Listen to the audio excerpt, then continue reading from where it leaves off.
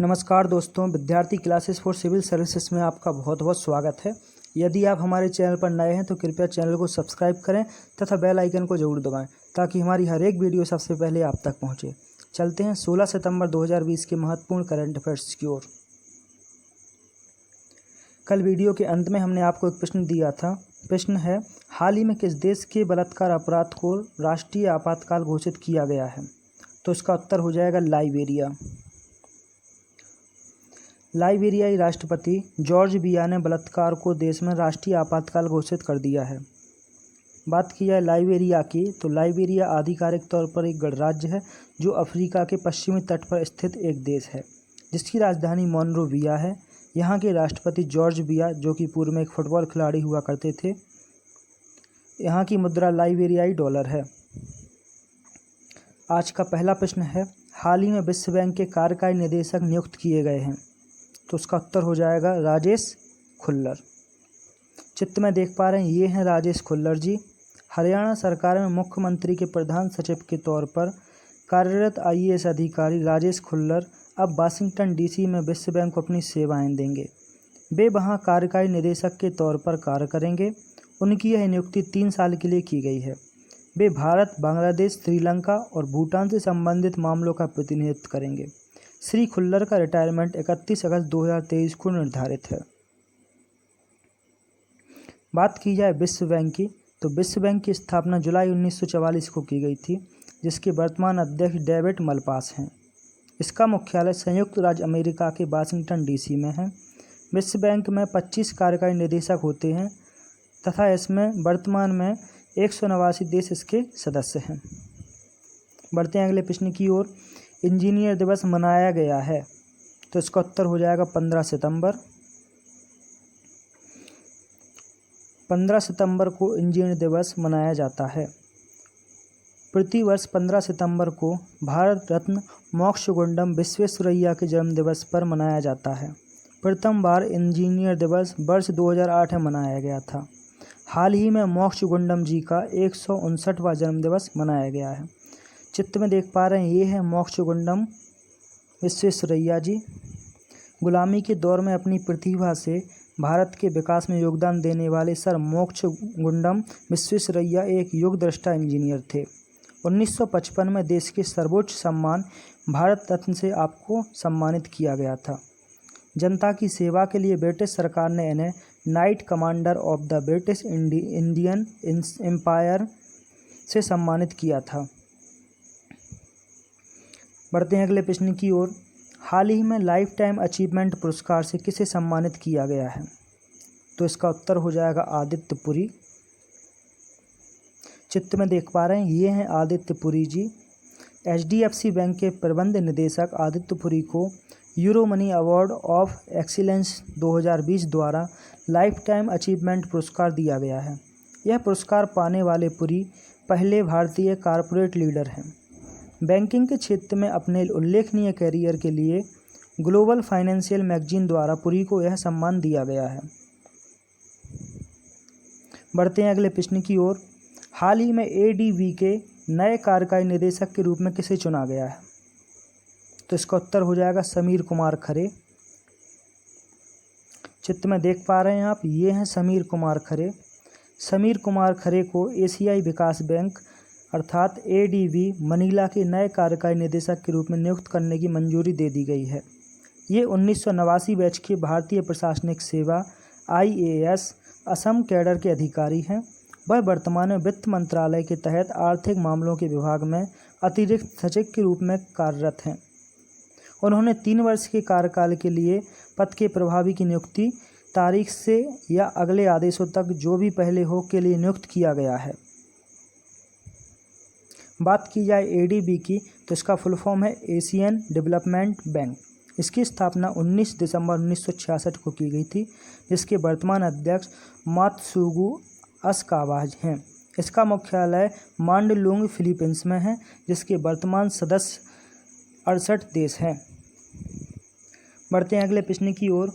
हाल ही में अमेजन की एलेक्सा की आवाज़ के रूप में किस भारतीय अभिनेता को नामित किया गया है? तो इसका उत्तर हो जाएगा अमिताभ बच्चन।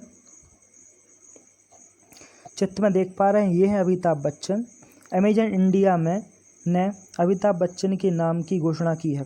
इस प्रकार अमिताभ बच्चन पहले ऐसे भारतीय अभिनेता बन जाएंगे जिनकी आवाज़ एलेक्सा असिस्टेंट पर होगी। इन्हें 2018 में दादा साहेब फाल्के पुरस्कार से सम्मानित भी किया जा चुका है। अब यहाँ एक टर्म यूज हुआ है अमेजन। तो बात की जाए अमेजन की तो इसकी स्थापना 1994 में की गई थी, जिसका हेड क्वार्टर यूएसए में है। इसके फाउंडर जेफ बेजोस हैं। चित्र में देख पा रहे हैं ये हैं जेफ बेजोस। यह दुनिया के सबसे अमीर व्यक्ति हैं जो 200 अरब डॉलर की संपत्ति के साथ पहले ऐसे व्यक्ति बने हैं। बढ़ते हैं अगले प्रश्न की ओर। हाल ही में उत्तर प्रदेश में निर्माणाधीन मुगल म्यूजियम का नाम बदलकर किसके नाम पर रखे जाने की घोषणा की गई है? तो इसका उत्तर हो जाएगा छत्रपति शिवाजी महाराज। मुगल म्यूजियम का नाम बदलकर छत्रपति शिवाजी महाराज के नाम पर रखने की घोषणा उत्तर प्रदेश सरकार द्वारा की गई है। यह म्यूजियम उत्तर प्रदेश के आगरा शहर में स्थित है। चित्र में देख पा रहे हैं ये एक एनिमेटेड स्ट्रक्चर है जो भविष्य में इस प्रकार से बनाया जाएगा। बात की जाए उत्तर प्रदेश की, मैप में आप देख पा रहे हैं उत्तर प्रदेश की लोकेशन कहाँ है। उत्तर प्रदेश की राजधानी लखनऊ है। लखनऊ जो कि गोमती नदी के किनारे बसा हुआ है। उत्तर प्रदेश के मुख्यमंत्री योगी आदित्यनाथ तथा यहाँ की राज्यपाल आनंदीबेन पटेल हैं। यहाँ ध्यान दें आनंदीबेन पटेल वर्तमान में मध्य प्रदेश की भी राज्यपाल हैं। बात की जाए राष्ट्रीय उद्यानों की तो उत्तर प्रदेश में दुधवा राष्ट्रीय उद्यान, राष्ट्रीय चंबल अभ्यारण्य, नवाबगंज पानी अभ्यारण्य, चंद्रप्रभा वन्यजीव अभ्यारण्य हैं। लोकसभा सीटें 80, राज्यसभा सीटें 31 तथा विधानसभा सीटें 403 हैं। बढ़ते हैं अगले प्रश्न की ओर। प्रश्न है नालंदा विश्वविद्यालय से 98 वर्ष की आयु में एमए करने वाले व्यक्ति जिनका हाल ही में निधन हुआ है, तो इसका उत्तर हो जाएगा राजकुमार वैश्य। चित्र में देख पा रहे हैं ये हैं राजकुमार वैश्य जी। राजकुमार वैश्य जी का हाल ही में निधन हुआ है। उन्होंने 98 वर्ष की उम्र में नालंदा विश्वविद्यालय से राजनीति शास्त्र में एमए की पढ़ाई कर Limca book of world record में अपना नाम दर्ज करवाया था। बात की जाए लिम्का बुक ऑफ रिकॉर्ड की तो कीर्तिमान भारतीयों और भारत संबंधी अद्भुत चीज़ों को रिकॉर्ड दर्ज करने वाली भारतीय मूल की रिकॉर्ड पुस्तक है, जिसका प्रकाशन 1990 से जारी है। चलते हैं अगले प्रश्न की ओर। हाल ही में जापान के नए प्रधानमंत्री कौन बने हैं? तो इसका उत्तर हो जाएगा योशिहिदे सुगा।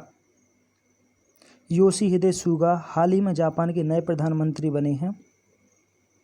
चित्र में देख पा रहे हैं ये हैं योशिहिदे सुगा जो कि हाल ही में जापान के नए प्रधानमंत्री बने हैं।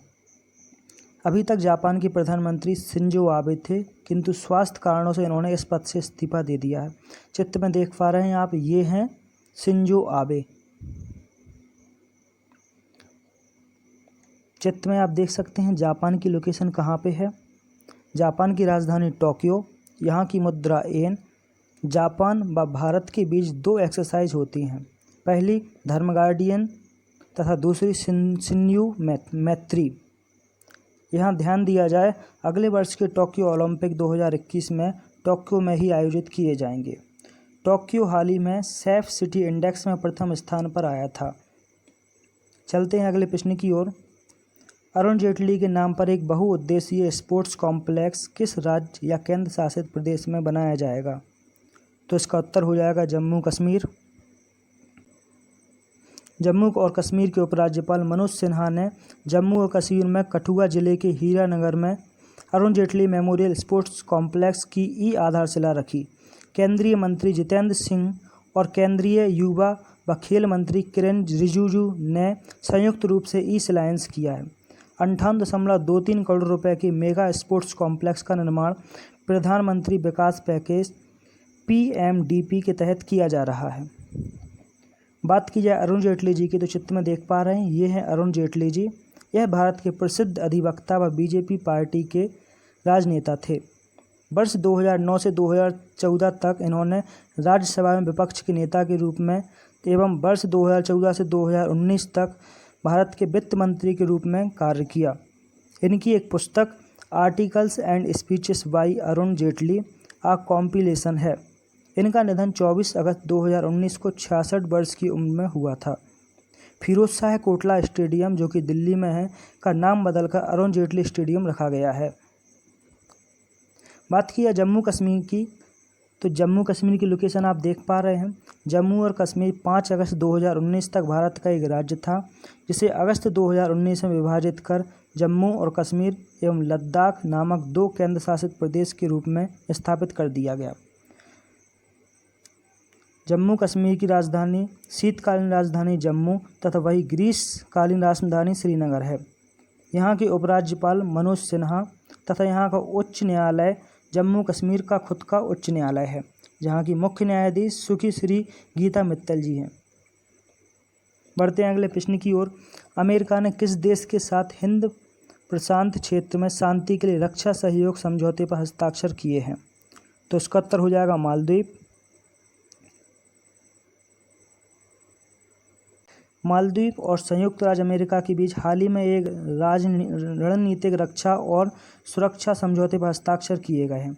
यह समझौता हिंद महासागर में शांति और सुरक्षा बनाए रखने के लिए सहयोग को बढ़ावा देने का प्रयास करता है।